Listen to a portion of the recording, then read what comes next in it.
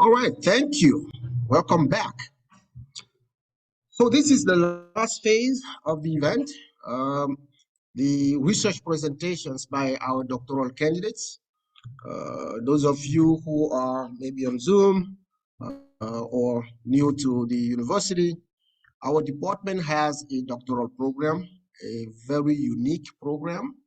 It's an executive 3-year doctoral program called Doctor of Science in Civil Security Leadership, Management, and Policy.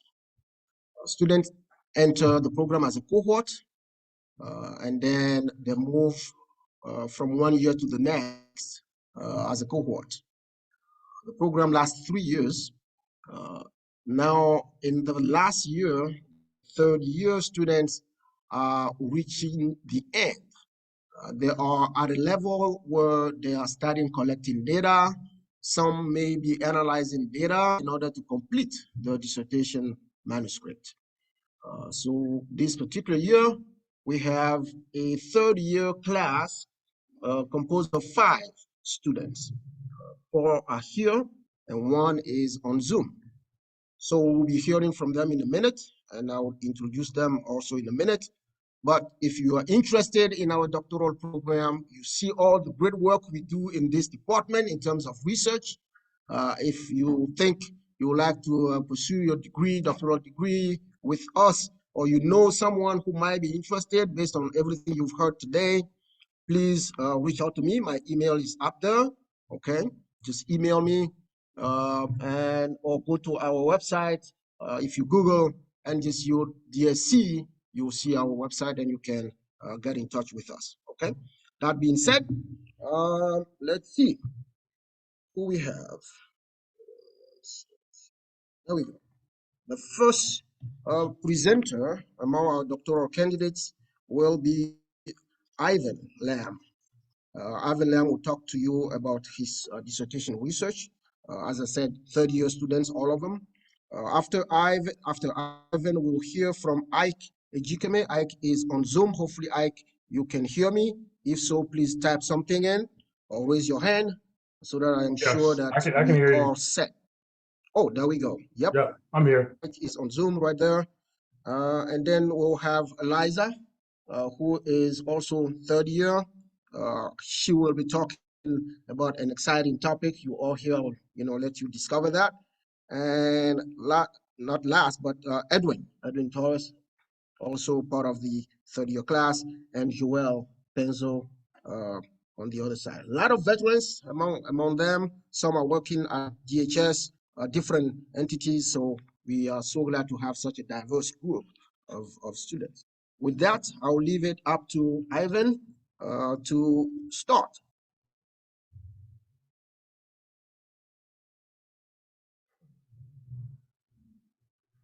Good morning, everyone. Today, I'm presenting to you my dissertation topic, which I believe a lot of us in this room have some personal experience with, which is related to hurricane and evacuation compliance. And we experience that a lot because we live in this area of the country, which are very often will experience a hurricane quite often. I am a doctoral candidate from the CSLMP program, Learning Community number 10. And my committee is Dr. Scott Fisher, who is my chair, and then Dr. Jonathan Rosen, as well as Dr. Glenn Garibaldi. My topic today is treated as a potential real-time evacuation compliance sensors. And the subtitle is a mixed method approach with bivariate analysis and ground theory. To begin, I'd like to talk a little bit about a short story of my personal experience with hurricane. I grew up in Hong Kong before I moved here as a teenager, and we experienced something called typhoon, which is really very similar to hurricane in the U.S.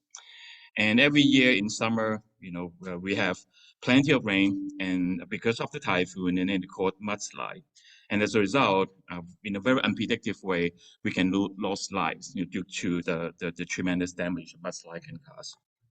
After I moved to this country, I started to learn a little bit more about the meteorological impact of the natural disaster. I found that Christopher Columbus in over 500 years ago experienced the same thing too that we also experience here today every summer.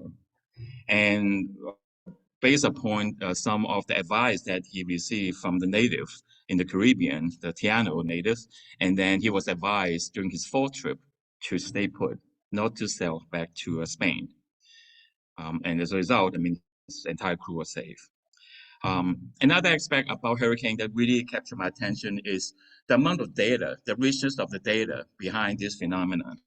There are plenty of research, plenty of very impactful studies that have been done regarding the impact of hurricanes in human lives. And recent memories such as that related to Katrina and Sandy, and it's a strong attestation to that.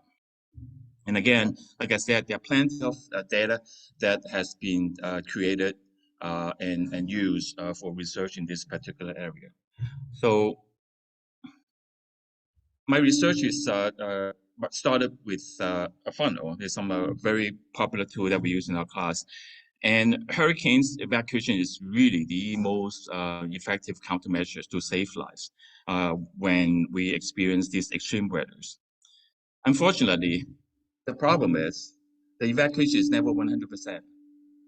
So how do we deal with that? Well, it's important because it has a tremendous impact on how emergency management personnel deal with natural weather disasters like that. And the question then, after we see the problem, the question then is, what kind of data will help us to understand the phenomena? Well, it turns out that social media is a great platform for that data to be harvested. And then the next question will be, well, we have the platform, so how do we get the data? And then there are some very well-utilized method that makes up the methodologies to study this type of phenomenon, which is hurricane evacuations. And particularly, I'm using a method called content analysis, as well as a ground theory approach. And that makes up the qualitative part of it. And then bundle with the bivariate study that I'm going to perform with my study, and that makes up the mixed method. And that's my dissertation. So we learned in one of our class that, Dr. Rainer's class actually, we have to have some sort of method, framework to study our research. So after reading quite a few articles, and I found that there's one framework that is very, very often used, which is the framework put out by Lindell and Perry in 2012, which describe various aspects of hurricane evacuation decision making, ranging from external factors, socioeconomic factors, communications, emergency management practices, and all that. And then at the end of it, it's stated that there are really three outcomes of evacuations. You leave, you don't leave, or you seek information to help you decide. So it is in this part of the framework that motivate me to study one of the parameters, which is the coping part, the emotion coping. You have the option to take actions, which is behavior. You have the options to seek information, which is also behavior. But then you are really down to just one option if you do not choose one of the two, which is trying to find a way to reduce the impact of the stressor, in this case that is hurricane, by put yourself into a situations that would reduce the uncertainty, either real or perceived. My research questions is, what are the correlations between coping strategies and evacuation decisions making among the people who are affected by the hurricane between 2017 and 2011 in the US? And in order to answer that research questions, I have come up with two subsidiary questions. First one being, what are the coping strategies associated with the people who have chosen to evacuate? And then the subsidiary question number two is, how do coping strategies vary across the 5 hurricanes from 2017 to 2021 between the evacuated group and the non-evacuated group? So what? This is one of the questions that we learn how to ask each other in our class, as well as to ourselves. And well, because there are the very important implications of this question that we are posing to ourselves. By understanding the evacuation behavior, we learn how to create target emergency messagings. Studies have shown that if you find the attributes of the population or the audience that you are sending a message to, and that will really boost the efficacy of your message, whatever the intent is. And then we also, by having additional information of evacuation decisions based on coping, and we can improve situational awareness. Things that are happening in pockets of population, geographic area will heighten the ability to respond to emergencies. And also the high-risk area I spoke about, and the novel use of existing data, which is, I think, has the biggest contribution to the discipline, is because we already have the data. And it gives us a very tiny but big enough window for us to see the unseen, so to speak. And I found this really, really invigorating. So what? And every time I ask myself this question, I see we are conditioned by this program, Dr. Krantz in particular, to ask like, so what? So my answer to that is, we are going to, by doing this research, we are going to be able to create new platforms, not just the data, but actual platform that means including all the methodologies, different approaches, and then also framework. In particular, because this is a ground theory approach, there will be new theories that are coming out. And the data, and we'll examine new data as well, in addition to the existing data. And the potential development, this is really important, the potential development of real-time evacuation sensors. We'll be able to read into Twitter in real time, be able to identify the coping strategies and any other phenomena associated with that particular coping strategies. So what's the end? Well, it saves lives. So that's the ultimate implication of my research study. Thank you.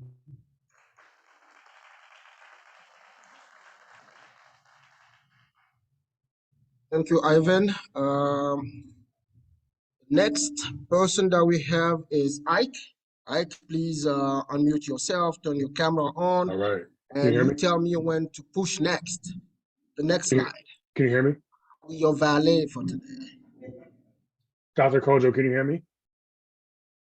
Can you hear me or no? If you're ready, let us know. Can you hear me? Yes. Okay. Yes. So all right. So we'll get started. Good morning, everyone. My name is Ike Ujikeme. I am a third-year doctoral candidate in the program. Dr. Kojo is my committee chair, along with Dr. Kojo, Dr. Fisher, and Dr. Rosen as my committee members. You can go to the next. I'm sorry. Well, before I go, the title of my dissertation is "The Impact of the International Military Education and Training Program on the Career Advancement of West African Military Officers." You can go to the next. All right, just to give an overview, the IMET program is a DoD State Department program initially founded in 1976. And the purpose of the IMET program is to build partner capacities with foreign military officers pretty much all over the world.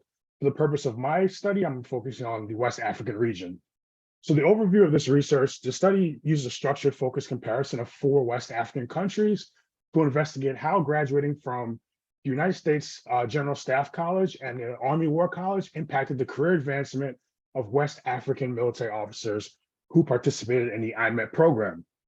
Previous research on IMET has really focused on 3 critical components, really focused on democracy and rule of law, the likelihood of military coups post-IMET training, and how the IMET program works to increase US influence abroad. Several scholars have cited the IMET program as a low cost effective strategy for building partner capacities and advancing US influence abroad. However, there's some current gaps in the IMET program research. A 2011 government report found that IMET program managers are not effectively tracking the career information of graduates. And there's 2 types of information that they're not really tracking effectively. 1, whether IMET graduates are assigned to positions relevant to their training. And 2, if IMET graduates are remaining employed by their host nation after receiving training. Following this, a 2014 study by Tacker and Lambert 2014, as I mentioned, found that the government also spends little effort in maintaining relationships with international graduates that can be used as potential strategic partners. This is problematic for several reasons. From a legal standpoint, there's United States Penal Code, which states that foreign military officers who are participating in US programs, the Secretary of Defense is supposed to track and actually keep track of these graduates. And as I mentioned by these government reports, the United States government isn't effectively doing so. And this is part of my research. Go to the next slide. So to my research question. My research question is, how does participation in the IMET program, again, the International Military Education Training Program in the United States, impact the career advancement of West African military mid-level and senior level military officers post-grad? My methodology, as I mentioned, I'm focusing on structured focused comparison and the qualitative study of 4 cases. There's 2 Anglophone and 2 Francophone. Just as a background, Anglophone are English-speaking countries and Francophone are French-speaking countries. And for the purpose of this study, using Ghana and Nigeria will represent the Anglophone countries, and Benin and Togo represent the Francophone countries. The reason I chose these, granted it's more of a convenient sample type of study, but these 4 countries represent the linguistic and geopolitical diversity of the West African region while sharing geographical proximity and cultural backgrounds. So as I mentioned, again, I'm using a structured focused comparison. And for the purpose of gathering participants, I was conducting a snowball sampling. Participants have been recruited through process of both email and WhatsApp. I started with a personal list of contacts and conducted a snowball sampling method from there to gather other participants. And once I identified participants who are willing to participate in the study, I then asked them to help me identify and recruit other possible participants for this study. And again, that's that snowball sampling method. Next slide. So now, just to go over some of the practical implications of this study, why is this important? So previous studies have not examined the existing career advancement processes for West African military officers who seek promotions. So the goal of this research, one of the goals is to really identify what are the processes of career advancement for these military officers. So as a result, my study will help to understand whether graduating from the IMET program has actually improved West African military officers' chances of being promoted in their home country. Click next. So this study will also help to understand the impact of US-based staff college and war college training on the careers of foreign officers and the local context under which mid-level and senior level officers receive promotions in their home country. So essentially, what is the impact of these staff college and war college training as it pertains to promotions for West African military officers in their home country? And then next. And lastly, so there's no study to date that has really examined the impact of the IMET program on the career advancement of program alum. So being able to fill this gap is really critical to the context of increasing competition and regional influence faced by the United States and places like Africa and essentially all over the world. And that is the end.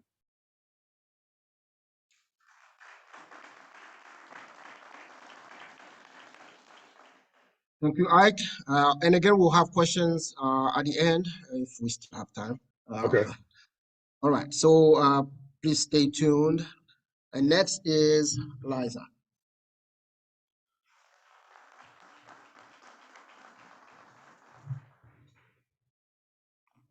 Hi, good afternoon, everybody. My name is Eliza Brevard Rodriguez, and I'm a third-year doctoral student here in this program.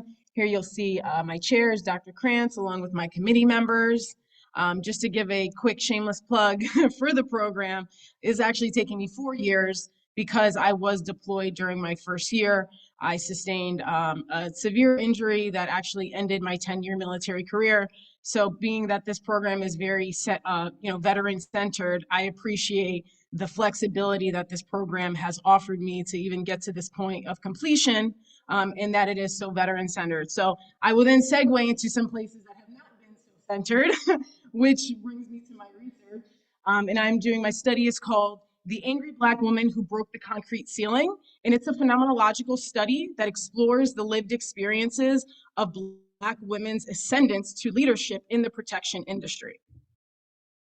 So what do all of these women have in common? We see that we have the first female fighter pilot. We have Chief Juanita Holmes, and we also have a chief in the Seattle Police Department. And then we have myself. Well, something that they all have in common is that they have all departed the role that they serve in leadership in the protection industry. So in 2000, just to give you a little bit of my background and what drove me to this research, in 2012, after completing my bachelor's degree in criminal justice from this very institution, I joined the Navy Reserve as a military police officer, specifically an MA. And shortly after that, I obtained my first role as a civilian police officer. After the short time in that role, I deployed quite a few times to combat tours, obtaining my degree in security management from John Jay, and I held various roles in security, explosive detection, physical security, and my final role was as the director of policy for the MTA in New York City. In 2023, in the beginning of this year actually, I departed that role after experiencing many barriers outlined throughout the literature. However, before leaving, I started this research. Driven by the examination of my own experiences, I began wondering, was I the only one? My query motivated me to investigate this phenomenon and conduct a study to provide empirical evidence to better understand the lived experiences of Black women in the protection industry to support greater representation in the future. So just some definitions that I think are really critical here. Protection professional, right? All-encompassing of the experiences of women that serve in a security capacity, a military capacity, and even law enforcement. A lot of times we see that the experiences are shared among those women, and the literature reflects that as well. Black, and that is specifically because it's whatever connection to the African diaspora. So it could be a woman that identifies as Afro-Caribbean, Afro-Latina, Afro-Canadian. And that's really why this is all encompassing there. And then concrete ceiling. And this is a term that's sort of new, right? A lot of people know of the glass ceiling. And now with the concrete ceiling, it's a newer term that is a barrier to prevent ascension to upper level management. And it's specifically hindering Black women particularly. So that drove me to a few different problems. Well, problem number one is that few Black women have held executive positions in the United States, despite an abundance of evidence that supports their efficacy and accomplishments when serving in leadership institutions and roles. Black women are the most underrepresented population in all fields related to the protection industry, to include law enforcement, security, and the military, with only 1% of Black women successfully ascending to executive leadership. Now, this is despite the 13.6% of the population of Black women that are serving. So the significant emphasis on the diversification in organizations and the increase of women in the workforce has amplified the importance of Black women leaders. So problem number two is that this is a shortage overall for all industries, but in particular, the security industry. Failure to increase representation in the protection industry may serve as a consequential detriment to organizations that require effective and diverse leaders with valuable perspectives necessary to drive missions related to national security. According to Thomas et al., companies that fail to act risk losing not only their current women leaders, but also their next generation of leaders. So as we saw with those women in the beginning, they all departed very, very high level roles. How can we continue to not only recruit women of color, Black women in particular, but also retain them? So that drove me to my research question. Well, how do Black women successfully ascend to executive leadership in the protection industry? Some subsidiary questions and hopeful findings are, what are the main barriers that impact Black women's career advancement in the protection industry? There's a tremendous amount of literature on the barriers, but what are the ones that are impacting Black women? And what are the strategies that these Black women who have actually accomplished getting to the level of the highest level of leadership, what are the strategies that are more or less likely to help other Black women overcome the barriers for advancement into leadership positions? So the methodology of my study is a qualitative phenomenological study that uses interpretive theory. And the reason for this is because the qualitative richness is going to truly answer the question as to how are they successfully getting to these levels of leadership? The study will be convenient snowball sampling, and I'm going to hopefully speak to 10 women. I'm currently in the IRB process right now, so I'll be speaking to 10 women that have served in the highest level of executive leadership in these spaces.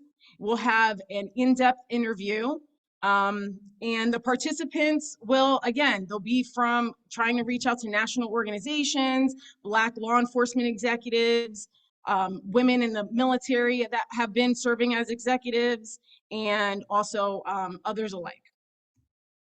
So the significance. With consideration to this study being framed around intersectionality and Black feminist theory, the dearth of representation of Black women leaders in historically white institutions built on Eurocentric norms is considered problematic, as it's had significant impact on the economic and professional progress of Black women. Empirical research supporting the importance of nurturing Black women leaders may also support the future shortages that are expected within the industry. More Black women leaders may also support the establishment of trust within the minority community to protection industries that's really been delayed by racial turmoil and historical inequity. So ultimately, I heard Eric mention the navigation of unfamiliar spaces, right? And the dean mentioned lived experiences. The importance of qualitative context to truly understand the disparities will really support future retention and recruitment, but also just break down a lot of these gendered and racial barriers. And I will take questions all the way at the end. Thank you.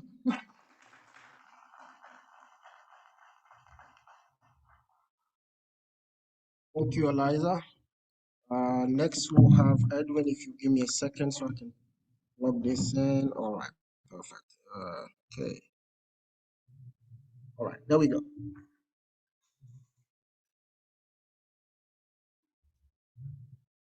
Thank you, Dr. Kojo.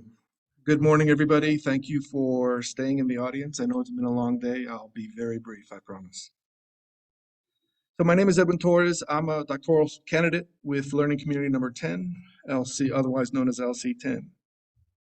And my topic of discussion is my research topic, which is perceptions of retail employees on retail theft, a study of employee influence on shoplifting. So what's the research problem?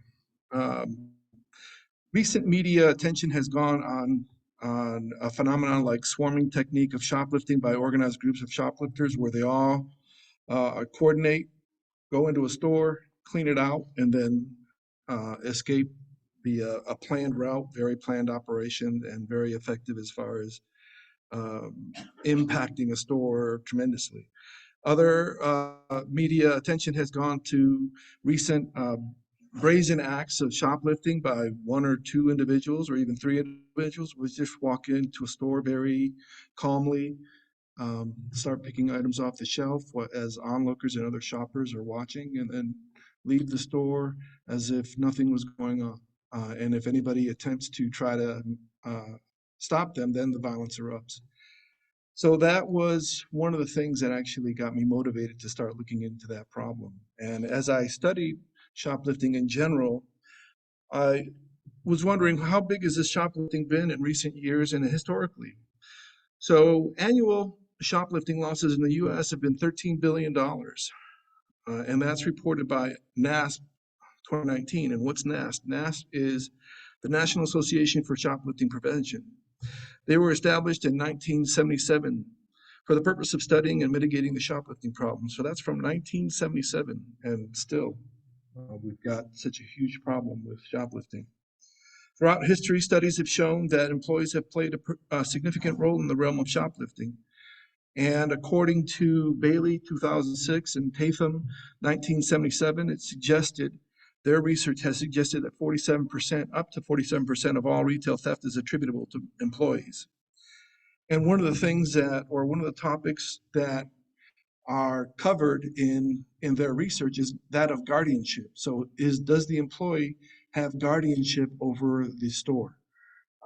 Or does the employee have a lack of guardianship? And that has has been identified as a significant impact or a significant factor in whether or not shoplifting occurs or retail theft occurs at a store.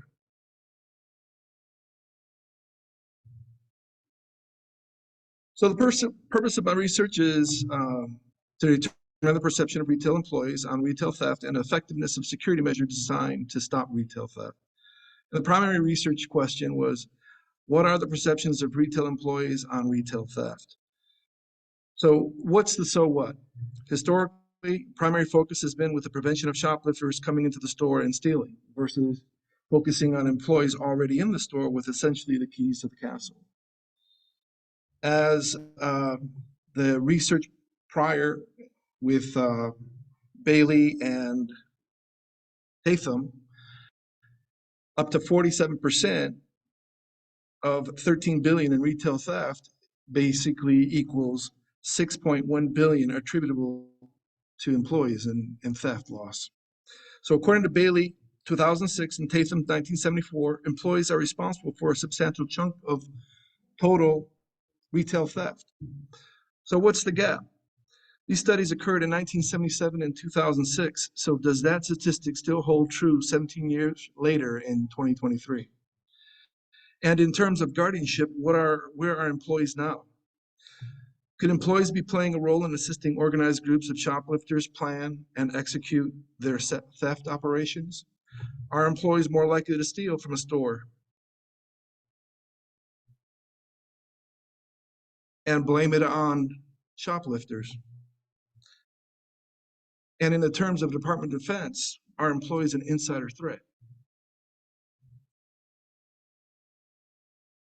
So my research design and methodology is that of a mixed method embedded survey, in which I'll be using Qualtrics to serve as a survey tool.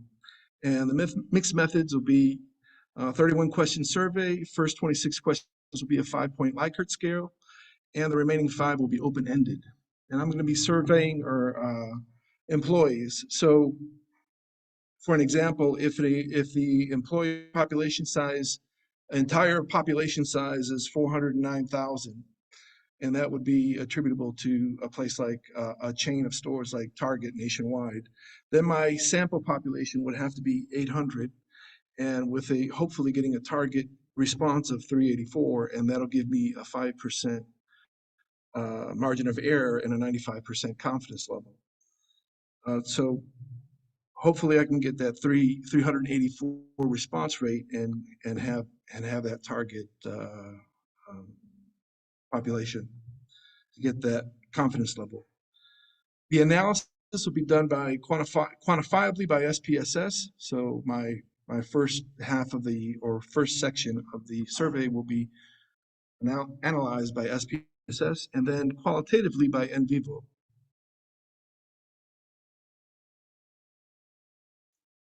And with that, any questions?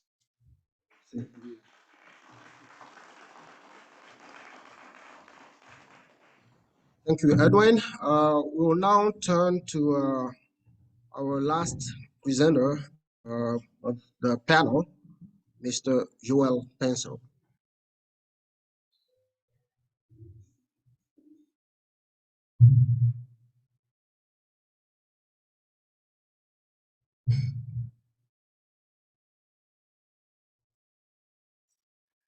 Good morning, everyone. I'm Joel Penzo, one of this year's doctoral candidates. The title of my dissertation is Military Organizational Culture and its Impact on the Development of Mentoring Relationships from the Perspective of Members of the Army National Guard.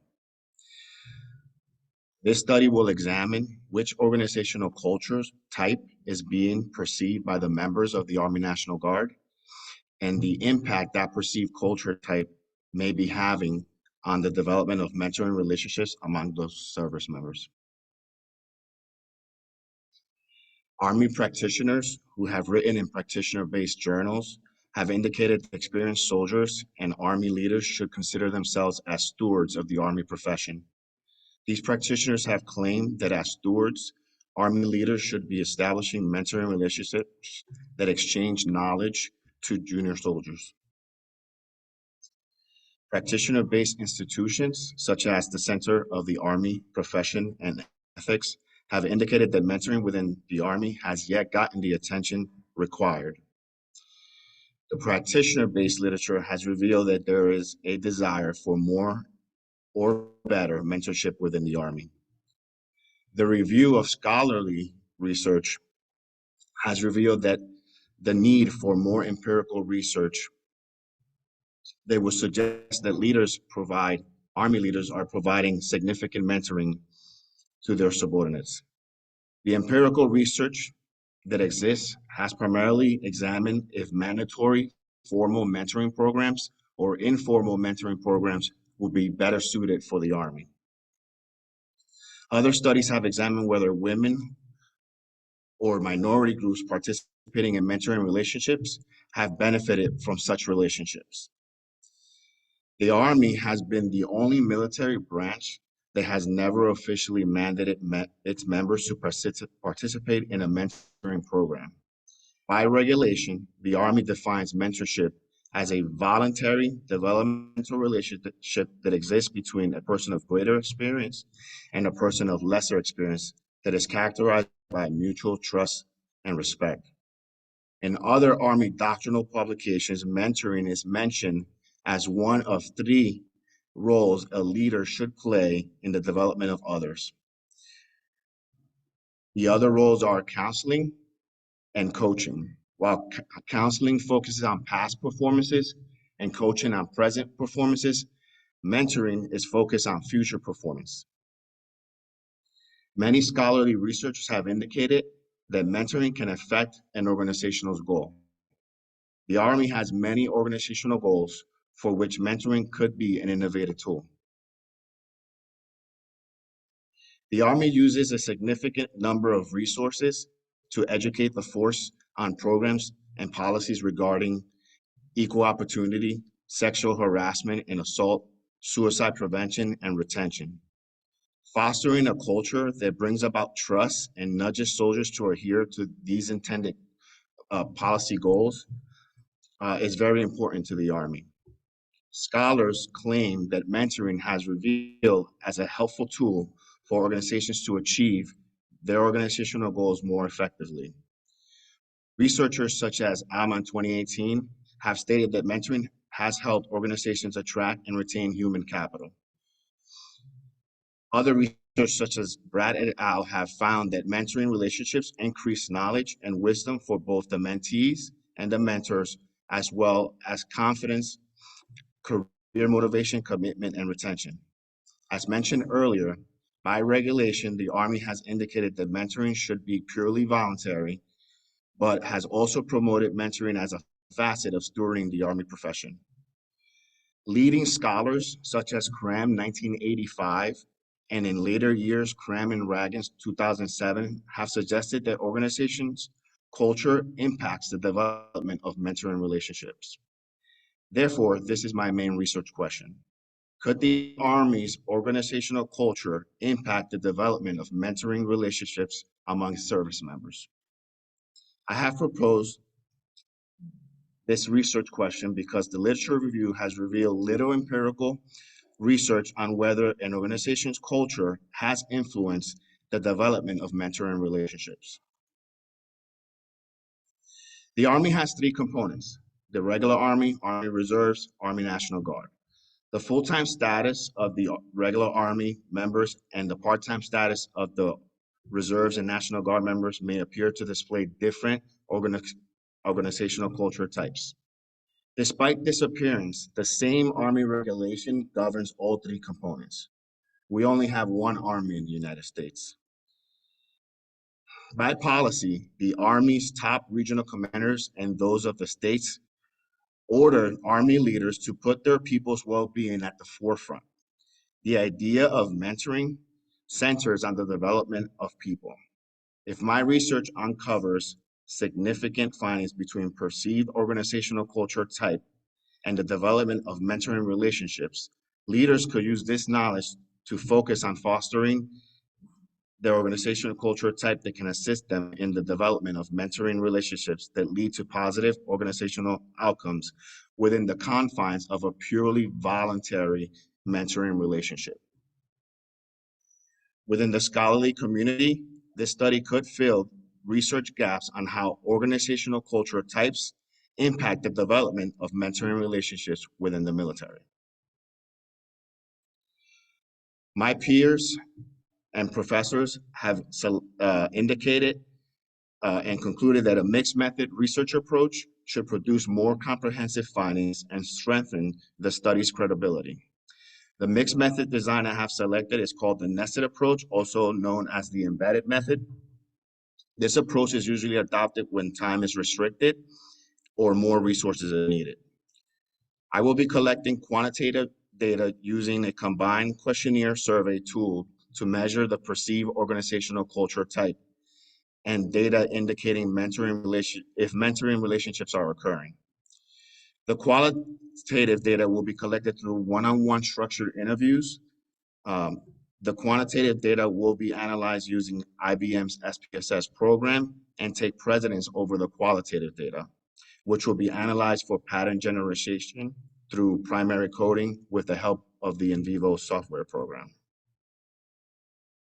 This concludes my presentation, and I'll take your questions during the Q&A portion of this presentation.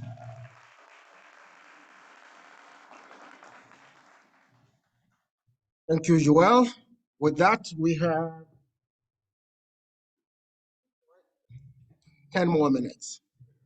No, not even, but yeah. Well, let's try. Maybe 5 minutes, because we still have, we need time for closing remarks. But yes, any questions for our 5 presenters? Different subject, different topics, but as you can see, clear research objectives. Yes, Brian, do we have the Zoom microphone? Anybody with a cell phone on Zoom?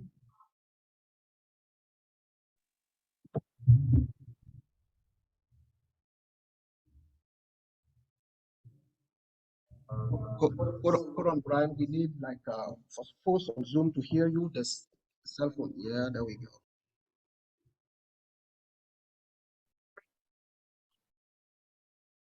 All right.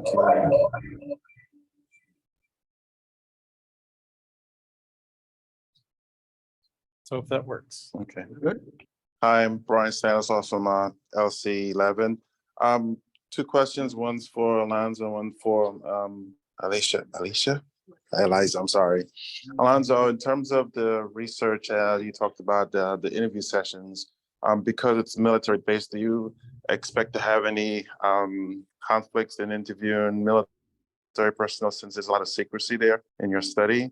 And then for Elijah, as far as the interviewing with the female executives, do you think that there'll be a pattern in terms of your conversations with them to show how they've reached certain pinnacles in their success, and there might be some type of a bridge across that show that there's a pattern and what they had to go through to get to that level?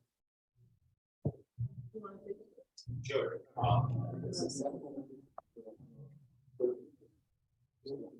Thank you.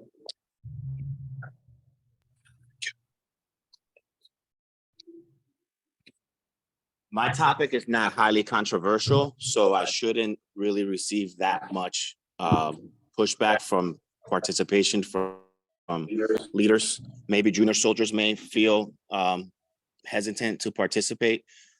The way that my quantitative data questionnaire will be structured is that I will not be collecting any PII. There will be demographic data as to like their specialty and their age and rank. And then at the end, my phone number and email will be listed. And if they would like to participate on one-on-one structured interview, then they will contact me, and that would open the door for me to conduct those interviews. If I am not receiving too many calls or emails for volunteers, then I will stomp the ground, starting from the top down. I will be getting approval through the highest person within the organization that I plan to survey. And in speaking with other key leaders, they have been willing to also participate, and that should open the doors for other key leaders to want to be interviewed if I tell them that so-and-so was interviewed as well. So.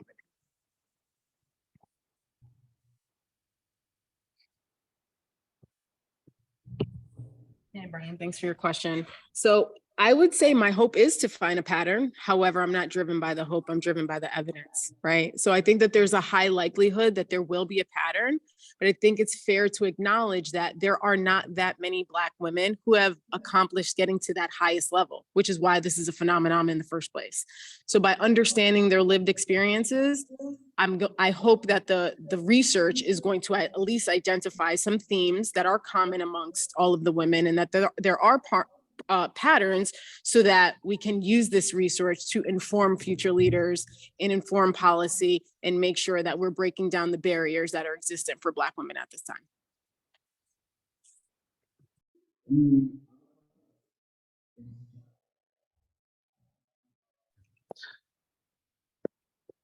So this will be for all five of you, four of you here and on Zoom. Just from a practical student perspective, when did you feel you really locked in your topic, your discussion, and how many sleepless nights should we expect before we get there? And then do you still feel comfortable? Like once you've locked it, are you good? Or do you still have days where you're like, oh, let me go back up the funnel and find something else? It's sort of loaded, right? And I think we can all share that we have different experiences based on our current status in life, whatever's happening. For me in particular, when I really locked in is when I found the passion. I found what I connected to. And a lot of times there's unconscious bias in research, and that those are things that you have to manage and control. But at the end of the day, I think that for us to really pour into something that's important to us, it has to be important to us. And there has to be a connectivity there. So I started this journey with a totally different topic and took some time, involuntarily away when I was deployed, but that was really time for me to dig into the research and reflect with myself and say, well, what do I want my contributions to be?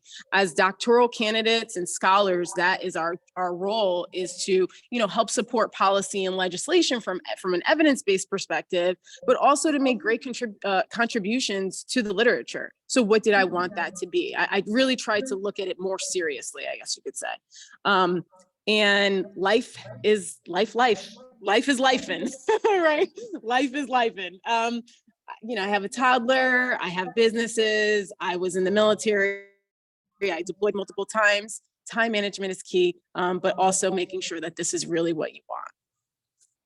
Edwin, you want to add? Sure. So when did I feel locked in? I felt locked in about 5 months into the program, and then I felt locked in about a year and a half into the program, and then I felt locked in for the last time, hopefully, about 4 months ago. So that's to say, don't be locked into your topic. Be willing to be flexible and move laterally, but always move forward as much as you can. As far as sleepless nights, I don't know what a sleepful night is.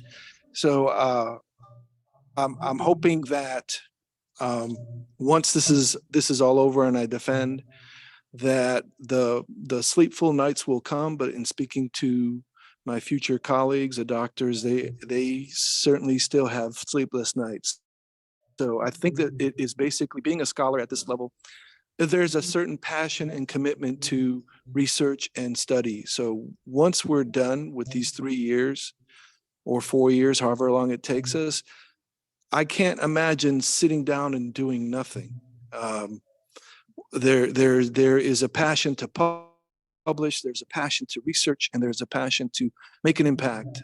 And people will look to doctors in different fields and scholars for advice, for guidance, for all the way across all avenues. So I hope that helps, but stay focused. Try not to get distracted. Try not to get frustrated. Lean on your colleagues. lean on your professors and your instructors and your chair. They know what they're doing. Trust them. Joel.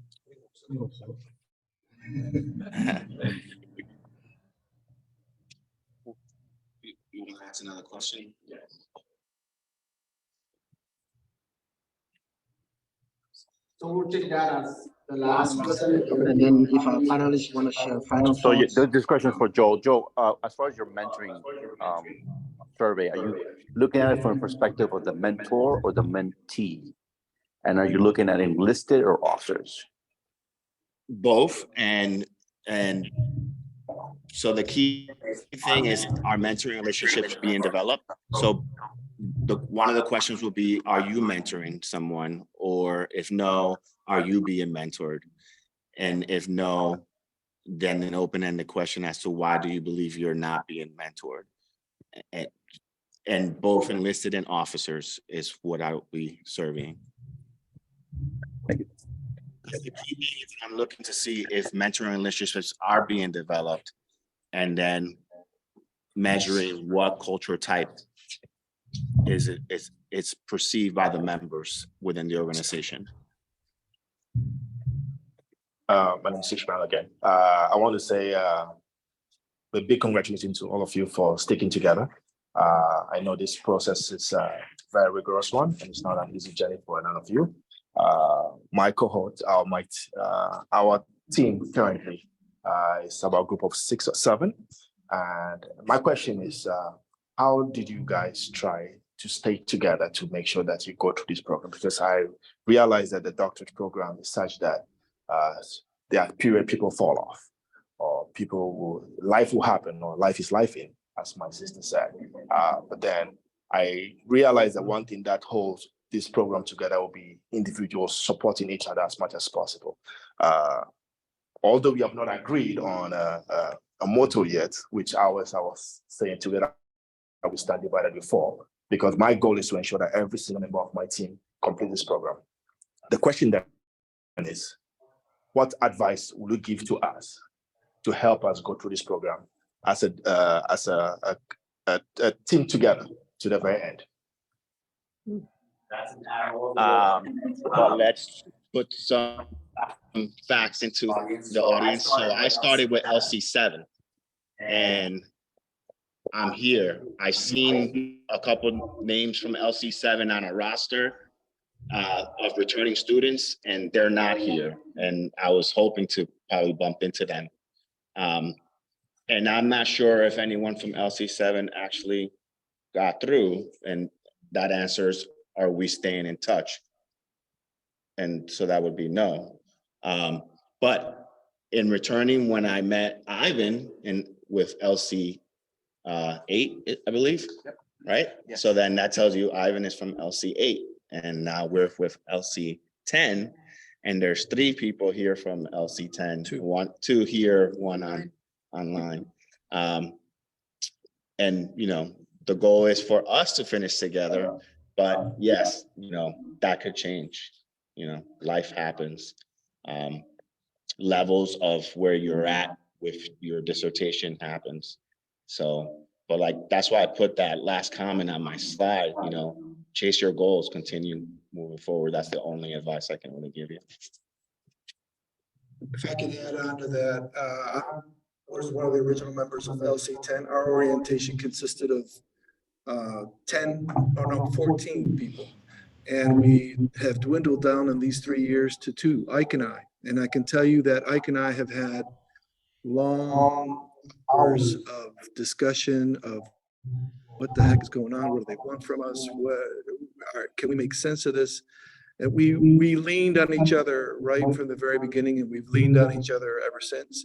There will be certain folks that you gravitate to in your LC, and like-mindedness. We certainly never shunned anybody, but as you progress through the program, you'll see who is really dedicated, because it takes a lot of dedication, and motivated, really.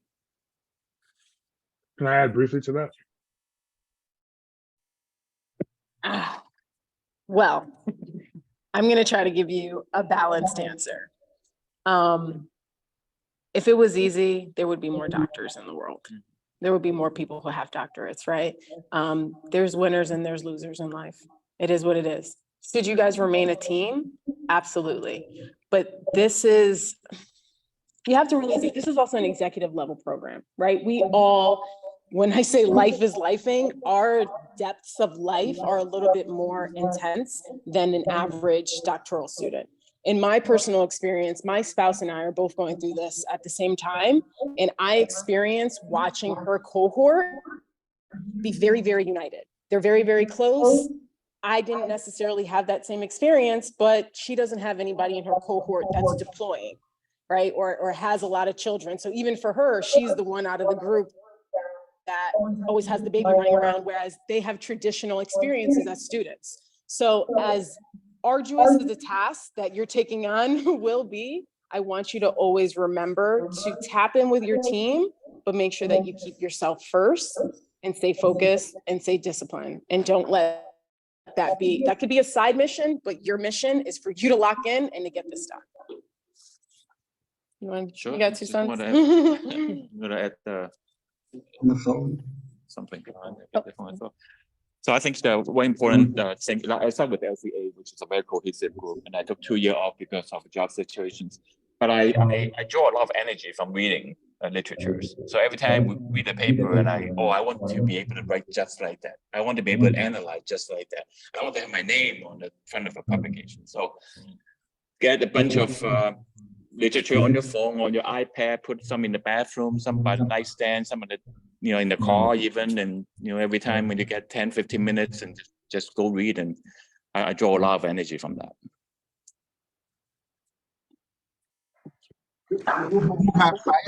On Zoom, are you still here?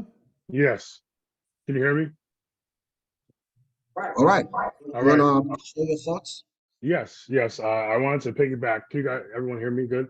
I wanted to piggyback off of what Edwin said, because him and I started off, I guess we're the only last original members of LC 10. And just to answer the question, I think just those conversations, that thinking back at Edwin and I, like we both were kind of figuring it out together, both had a similar career background working in the government, living in a national capital region. So, we had that initial bond. And I remember, like I've talked about today, my research focuses on the IMET program. I read, and Dr. Kojo is my mentor and committee chair. And one of the things that I said was a strong point of my growth was his encouragement and helping me, and really just encouraging me to read. In the beginning, he said, you need to read, you need to understand the topics. But even in reading all that information, I remember one phone call I had with Edwin, like late night. And that was the first time when I really clicked in my mind about this IMET program that kept coming up. And that's when I realized, okay, this is something that's interesting to me. And then I brought it to Dr. Kojo, and then I guess the rest is history at this point.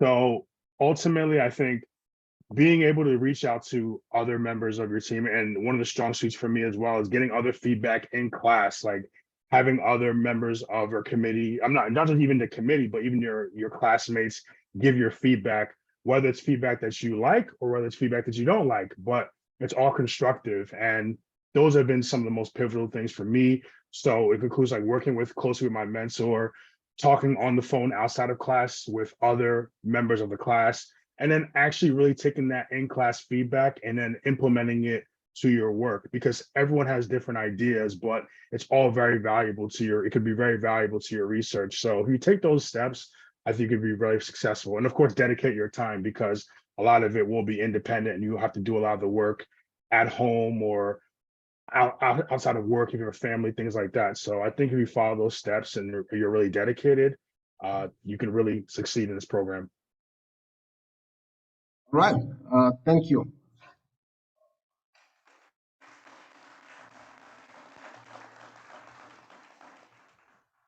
I think we've reached a point where we can say, yeah, we've heard enough, right? No, we've learned enough, I meant to say, right?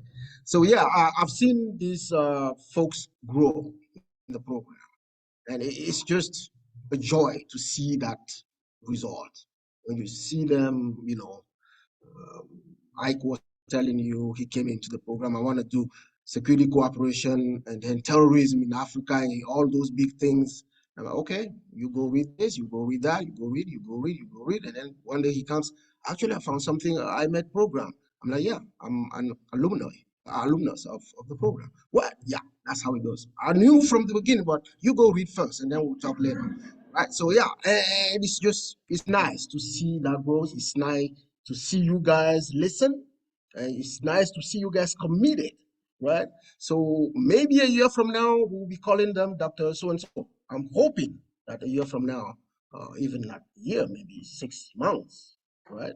So we can call you Dr. So-and-so. So congratulations to you all. Well done and keep it up.